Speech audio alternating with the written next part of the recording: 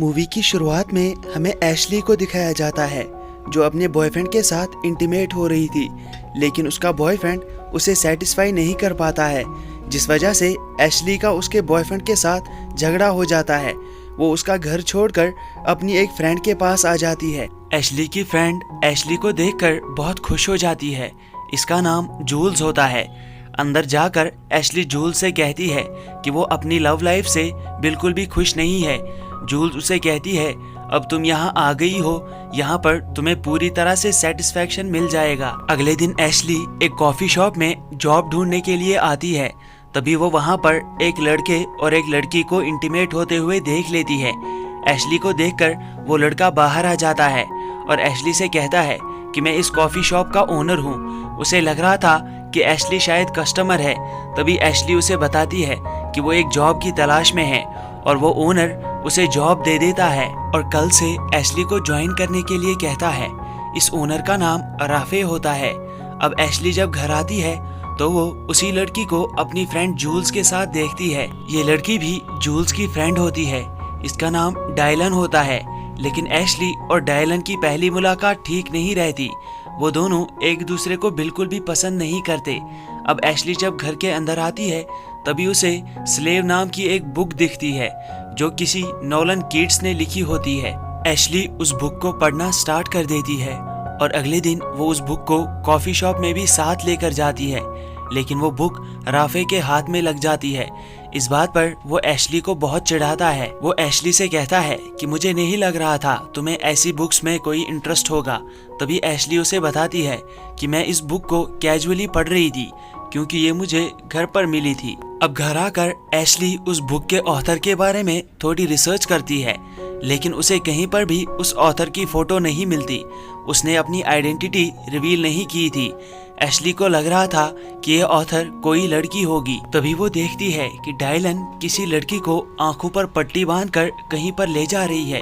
इसीलिए वो अपनी फ्रेंड जूल्स को कॉल करती है और उसे सब कुछ बता देती है, लेकिन जूल्स उसे बताती है कि डायलन पागल है, वो ऐसी हरकतें करती रहती है। और इसके बाद जूल्स फोन को कट कर देती है। एशली घर पर अकेली थी, इसीलिए वो राफे को घर पे बुलाती है ताकि वो उसका अकेलापन दूर कर सके। दोनों साथ में ड्रिंक करते हैं, वो बहुत एंजॉय करते हैं, लेकिन कुछ देर बाद राफे उसे किस करने लगता है और वो दोनों इंटीमेट हो जाते हैं। अब अगले दिन जूल्स का बर्थडे होता है तो वो सबको एक पार्टी देती है। इस पार्टी में जूल्स का बॉस और उसकी वाइफ भी आ जाते हैं। एशली के बॉस की वाइफ का नाम स्कारलेट होता है। स्कारलेट एक न्यूड फोटोग्राफर होती है। वो एशली को भी न्यूड फोटोग्राफी के लिए इनवाइट करती है, लेकिन एशली उसे मना कर देती है। इस पार्टी में राफे एशली के साथ फ्लर्ट कर रहा था, लेकिन एशली उसे कंटिन्यू अवॉइड कर रही थी। डायलन ने इस पार्टी में उस आदमी को भी इनवाइट किया था जिसे वो लड़कियां सप्लाई किया करती थी, लेकिन वो आदमी कंटिन्यूअसली एशली की तरफ देख रहा था। इस आदमी का नाम एलियट होता है। उसे एशली बहुत पसंद आ जाती है।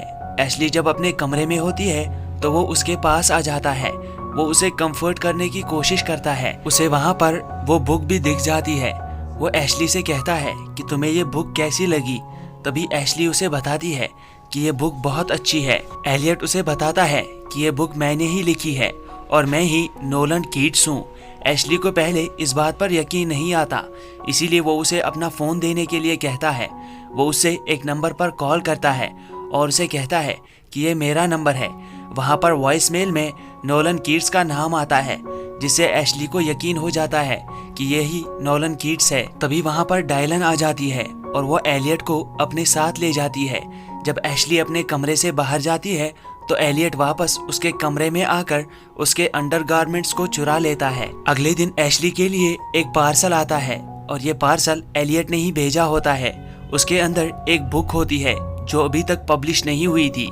इस बुक को हासिल करने के बाद एशली को यकीन हो जाता है कि एलियट ही नोलन कीट्स है, इसीलिए वो उसे कॉल करती है। अब अगले दिन एशली अपनी फ्रेंड जूल्स के साथ बैठी हुई थी, तभी उसे एलियट का कॉल आता है। वो उसे अंदर जाने के लिए कहता है और अंदर पहुंचने के बाद वो उसे वही बुक पढ़ने के लिए कहता है। एशली उस बुक को पढ़ती है। तभी एलियट उसे खुद को प्लेजर देने के लिए कहता है। एशली जब खुद को प्लेजर देने लगती है तभी एलियट उसे रोक लेता है और उसे कहता है कि अगर तुम इसका पूरा मजा उठाना चाहती हो तो तुम्हें मेरी बात माननी पड़ेगी। जब तक मैं तुमसे ना कहूँ तब तक तुम खुद को ही प्लेजर नहीं दे सकती। अगले दिन वो एशली के लिए और भी बुक्स भेजता है और अब इनके बीच कंटिन्यूअसली बातचीत शुरू हो जाती है।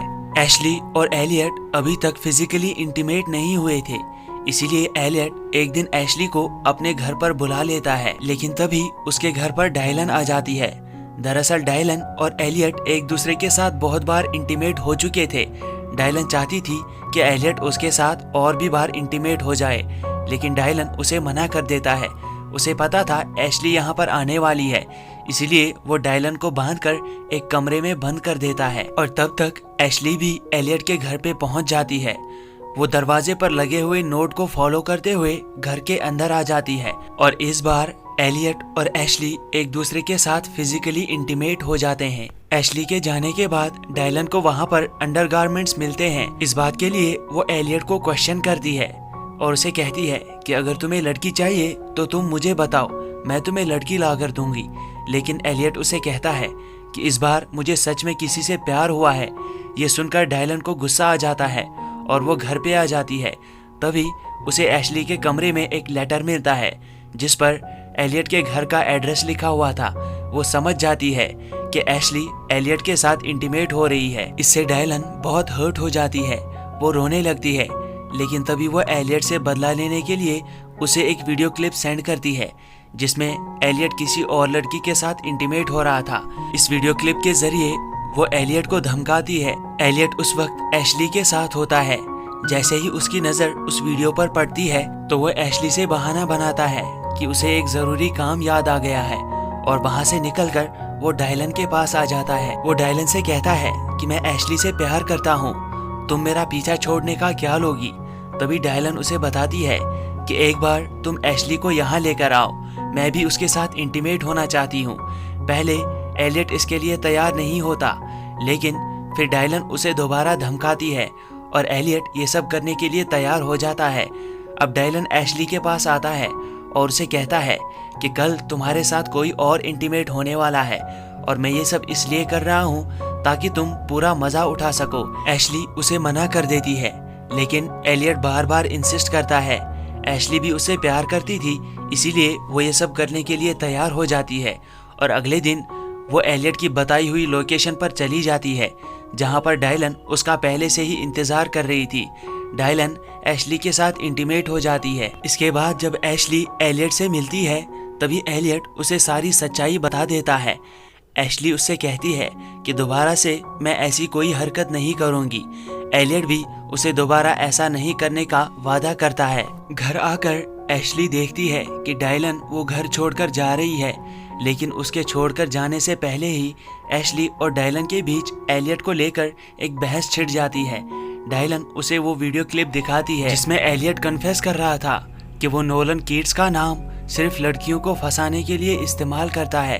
ये देखकर एशली चौंक जाती है और जाने से पहले डायलन एलियट के लिए एक वॉइस क्लिप छोड़कर जाती है जिसमें वो उसे बताती है कि मैंने एशली को वो वीडियो क्लिप दिखा दिया है और उसे पता चल चुका है कि तुम नोलन कीट्स का सिर्फ नाम इस्तेमाल कर रहे हो। ये सुनने के बाद वो भागकर एशली के पास आ जाता है। एशली उस पर बहुत गुस्सा थी क्योंकि उसने एशली को बहुत बुरी तरीके से चीट किया था। वो उस पर बहुत चिल्लाती है। वो एशली को समझाने की कोशिश करता है कि मैं तुमसे प्यार करता हूँ और अब मैं पूरी तरह से बदल गया हूँ, लेकिन एशली उसे थप्पड़ मारती है और उसे वहाँ से जाने के लिए कहती है और खुद अंदर आकर बहुत रोती है। और इसी के साथ ये मूवी भी ख़त्म होती है। आई होप आपको एक्सप्लेनेशन पसंद आई होगी, तो वीडियो को लाइक और कमेंट कर दीजिएगा और हमारी चैनल को सब्सक्राइब करना गलती से भी मत भूलिएगा।